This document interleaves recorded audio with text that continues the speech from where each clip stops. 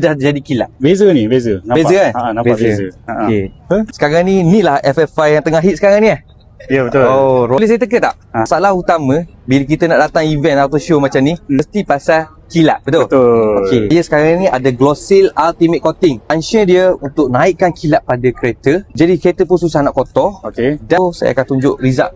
Macam mana dia punya ni Ni memang fast result. Apa yang ada dalam kotak ni kain. Okey. Lepas tu spray Glossil Ultimate Coating.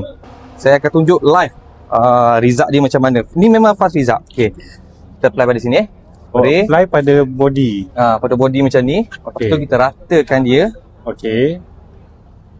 So dia akan belak-belak macam ni kan. Okey. Kita balikkan kain. Lepas tu kita buff dia. Okey, abang akan nampak dia punya kilat, betul tak? Nampak lah. Dia punya kilat dia lain.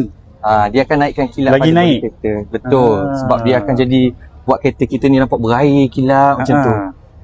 Okay. So abang nampak tak dikusam, dia dah jadi kilat. Beza ni, beza. Nampak? Beza kan? Nampak beza. Okey. Puas hati ni. Saya minta kereta ni menang hari ni. Sebab kita dah apply Glossil. Harap-harapnya menang lah. Amin. Oh, dahsyat.